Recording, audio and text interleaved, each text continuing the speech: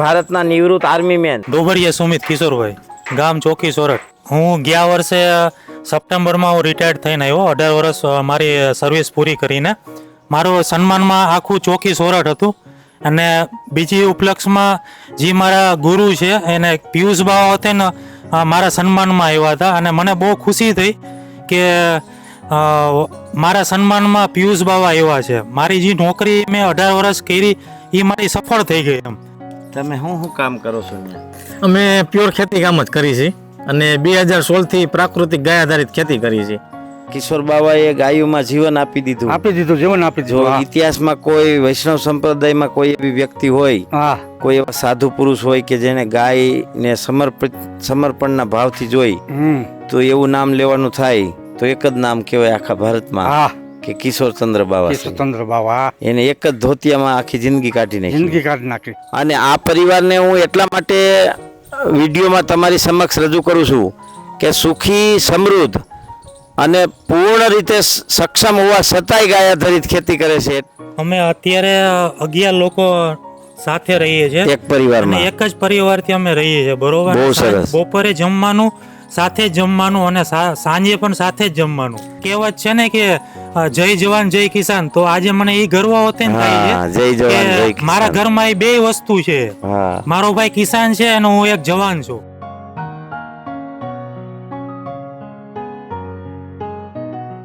જય ગો માતા, વંદે ગો માતરમ. મિત્રો, ગાય, ગામડું ને ખેતી, એમાંય ભારતના નિવૃત્ત આર્મી મેન. શું નામ તમારું? ડોબરિયા સુમિત કિશોરભાઈ, ગામ ચોકી સોરઠ. શું કરતા પેલા તમે? હું 2006માં ભરતી થયો અને મને પહેલેથી શોખ હતો કે નોકરી કરવી તો ઇન્ડિયન આર્મીની નોકરી કરવી એમ. અને અત્યારે મારે 18 વર્ષ પૂરા થઈ ગયા છે અને 1 વર્ષથી હું રિટાયર્ડ થઈને આવ્યો છું. અને આજે પહેલેથી જ મને મતલબ નોકરી પૂરી કર્યા પહેલાં અને હવે એના પછી મતલબ ખેતીમાં અને ગૌશાળા અને ગાય પાલન કરવામાં અને મતલબ કુદરતી રીતે બધી જે વસ્તુ બનતી હોય, જે પ્રાકૃતિક રીતે જે વસ્તુ બધી બનતી હોય એમાં મને એ જે અત્યારે હોતે ને એવો શોખ છે. અને મારો ભાઈ જે 2016થી ખેતી કરે છે એનું નામે ફોજી પ્રાકૃતિક ફાર્મ પાડ્યું છે. અને મારા નાના ભાઈનું નામ ડોબરિયા અમિત કિશોરભાઈ છે. અને અમે આજે મુલાકાત લીધી છે રમેશભાઈ. તો એના ગૌશાળા આવીને એને બહુ ખુશ થયા અમે. તમે શું કામ કરો છો ત્યાં? અમે પ્યોર ખેતી કામ જ કરી છે અને 2016 થી પ્રાકૃતિક ગાય આધારિત ખેતી કરી છે. અને સુભાષ પાલેકરની 6 મેં શિબિરો કરેલી છે. એક રમેશભાઈની શિબિર કરી એટલે 2017માં. અને વાવો છો શું? વાવવામાં મગફળી વાવી છે અને પછી શિયાળામાં ઘઉં વાવી છે, બંસી ઘઉં ગોલ્ડ, પછી ટુકડા ઘઉં હોય. એને વેચો કેવી રીતે? વેચમાં અમે 100 મશીનમાં તૈયાર કરી અને પછી અમે 30 કિલોના 20 કિલોના પેકિંગ કરી. કોઈને જોતા હોય તમારા ફોન નંબર? અમારા ફોન નંબર 98258 અને 88797. બાપાને આપો. ગાયો કેટલી છે તમારા ઘેર? આપણી પાસે ગાયો 11 છે. અને ગાયોના ગૌમૂત્ર ને કે ગોબરથી જ ખેતી કરો છો? હા, ગોબરથી જ ખેતી કરી છે. જીવામૃત ને બધું. તમે સાંડલો તો વૈષ્ણવનો કર્યો છે એવું લાગે? સાંડલો વૈષ્ણવનો કર્યો છે. હું વૈષ્ણવ જ છું. સાચો વૈષ્ણવ? બધે હું જાઉં છું. સાચો વૈષ્ણવ કોને કહેવાય? ગાયો રાખે ને. હા, હવે બરોબર. હા, ગાયો રાખે એ સાચો વૈષ્ણવ કહેવાય. હા. તો તમે તો વૈષ્ણવ છો અને ગાયો રાખો છો. હા. તો કિશોર બાવાશ્રી તમારી નજીક છે? નજીક છે. હા. તો તમે એને અવારનવાર મળતા છો? હા, મળી. કારણ કે કિશોર બાવાએ ગાયોમાં જીવન આપી દીધું. જીવન આપી દીધું. જો ઇતિહાસમાં કોઈ વૈષ્ણવ સંપ્રદાયમાં કોઈ એવી વ્યક્તિ હોય, કોઈ એવા સાધુ પુરુષ હોય કે જેને ગાયને સમર્પણના ભાવથી જોઈ તો એવું નામ લેવાનું થાય તો એક જ નામ કહેવાય આખા ભારતમાં કે કિશોરચંદ્ર બાવા. એને એક જ ધોતિયામાં આખી જિંદગી કાઢી નાખી. બરોબર ને? તમે આર્મીનો કાર્યક્રમ પૂરો કરીને આવ્યા તો બાવાશ્રી તમારું સન્માન કરવા આવ્યા હતા? જી, હું ગયા વર્ષે સપ્ટેમ્બરમાં હું રિટાયર્ડ થઈને આવ્યો. 18 વર્ષ મારી સર્વિસ પૂરી કરીને અને મારા સન્માનમાં ચોકી સોરઠ, તાલુકો જિલ્લો જુનાગઢ, મારું સન્માનમાં આખું ચોકી સોરઠ હતું. અને બીજી ઉપલક્ષમાં જે મારા ગુરુ છે એને પિયુષ બાવા હતા ને મારા સન્માનમાં આવ્યા હતા. અને મને બહુ ખુશી થઈ કે મારા સન્માનમાં પિયુષ બાવા એવા છે. મારી જે નોકરી મેં 18 વર્ષ કરી એ મારી સફળ થઈ ગઈ એમ. અને ગામ લોકોને બહુ મતલબ ગર્વની વાત છે કે એક પટેલનો છોકરો ઘરે ગૌ માતા રાખીને અને ગાય માતા રાખીને બધું અને આટલી બધી હદે આર્મીની નોકરી પૂરી કરી. બહુ સરસ. મિત્રો, સાચી રાષ્ટ્રની સેવા હોય ને તો બે જ વસ્તુમાં છે એવું કહી શકાય, આર્મી અને ગાય.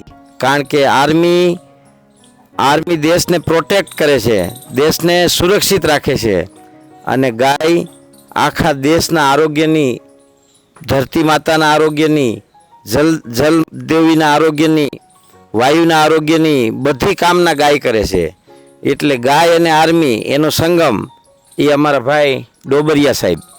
અને ખૂબ આનંદની વાત છે કે એ અમારે ત્યાં આવ્યા, અમને પણ ખૂબ આનંદ થયો.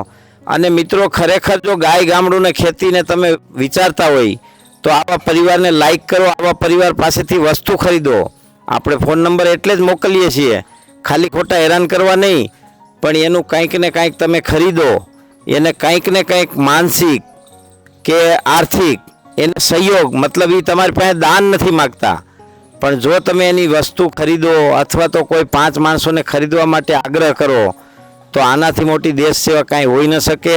અને આ પરિવારને હું એટલા માટે વિડીયોમાં તમારી સમક્ષ રજૂ કરું છું કે સુખી, સમૃદ્ધ અને પૂર્ણ રીતે સક્ષમ હોવા છતાંય ગાય આધારિત ખેતી કરે છે. એટલે એનું મિશન છે કે મારા દેશના, મારા સમાજના નાગરિકોને મારે કોઈ દી કેમિકલવાળું કે ઝેરીલું કે પેસ્ટિસાઇડવાળું નથી ખવડાવવું. કેટલા લોકો સાથે રહ્યો છો તમે? અમે અત્યારે 11 લોકો સાથે રહીએ છીએ, એક પરિવારમાં, એક જ પરિવારથી અમે રહીએ છીએ. બરોબર. બહુ સરસ. બપોરે જમવાનું સાથે જ જમવાનું અને સાંજે પણ સાથે જ જમવાનું. કોઈ વહેલા મોડું વાડિયાથી આવતો હોય તો ફોન કરીને બોલાવી લેવાના કે કેટલા વાગે તમે આવો છો. તો જ્યારે એ લોકો આવે ત્યારે સાથે મળીને અમે અત્યારે આજના તારીખે અમે સાથે બેસીને અમે જમીએ છીએ. અને કહેવત છે ને કે જય જવાન જય કિસાન. તો આજે મને એ ગર્વ હોતે ને થાય છે કે મારા ઘરમાં એ બે વસ્તુ છે, મારો ભાઈ કિસાન છે અને હું એક જવાન છું, ફોજી જવાન. એ વસ્તુ મને બહુ ગર્વ છે. બહુ જ આનંદની વાત છે. મિત્રો, આવા પરિવાર આપણા સમાજ માટે મંગલ પરિવાર કહેવાય, કે જે પરિવાર ખાલી ગાય આધારિત ખેતી કરે એવું નહીં, આર્મીના સંકલ્પ પણ છે, રાષ્ટ્ર રક્ષાનું કાર્ય પણ કર્યું છે, ખાલી વાતો નહીં કરીને બતાવ્યું છે. અને એવી જ રીતે પાછા જોઈન્ટ ફેમિલીમાં પણ રહે છે. એટલે આવા પરિવારનું વધારેમાં વધારે નિર્માણ થાય એવો પ્રયાસ કરવો જોઈએ આપણે બધાએ. અને આવા પરિવારમાંથી કંઈક ને કંઈક પ્રેરણા લેવી જોઈએ. તમે કંઈક સંદેશ સમાજના યુવાનોને શું સંદેશ દેવા માંગો છો? સમાજના ભાઈઓને હું એ સંદેશ કરવા માંગુ છું કે જો આપણે ખેતી કરતા હોય એને જો સારું જીવન જીવવું હોય તો એક ઓર્ગેનિક ઉપર જ જવું પડશે. એના સિવાય આપણો કોઈ બીજો કોઈ ઉદ્ધાર નથી. એટલે હું તો બધાને, જે આપણે લોકો જે અંગતમાં હોય બધાને એ જ કહેવા માગું છું કે આપણે જે મતલબ થોડું ખાવ તો એને સારું ખાવ, એ વસ્તુનો પ્રયાસ કરો. તો એના માટે આપણે ઘરે ગાય રાખવી જોઈએ. ભલે આપણે વેચવું હોય તો ગાય નહીં, પણ આપણા ખુદની માટે એક ગાય રાખવી જોઈએ. એને સારું ખાવું જોઈએ, એને ઓર્ગેનિક આપણે ખાવું જોઈએ. જય હિન્દ, જય જવાન. તમે શું સંદેશ દેવા માંગો છો? હું એવો સંદેશ દેવા માંગુ છું કે મારા 2 દીકરા, એક જવાન છે અને એક જય જવાન જય કિસાન. અને મારો દીકરો નાનો છે ને એ ઓર્ગેનિક ખેતી કરે છે અને અમે 10 પાણી ઓર્ગેનિક ખેતી કરી છે. બધી વનસ્પતિ અમે સીમમાંથી ગોતી છીએ અને બધી વનસ્પતિની દવા કરી છે. બહુ સરસ.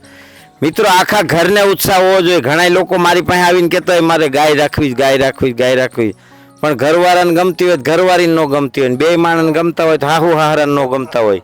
આવું નિર્માણ ન થાય પરિવારમાં. અને આખો પરિવાર મંગલ પરિવાર, ગોમય પરિવાર, રાષ્ટ્ર સેવક પરિવાર અને રાષ્ટ્ર રક્ષક પરિવાર બને એવી પ્રાર્થના. જય ગો માતા, વંદે ગો માતરમ.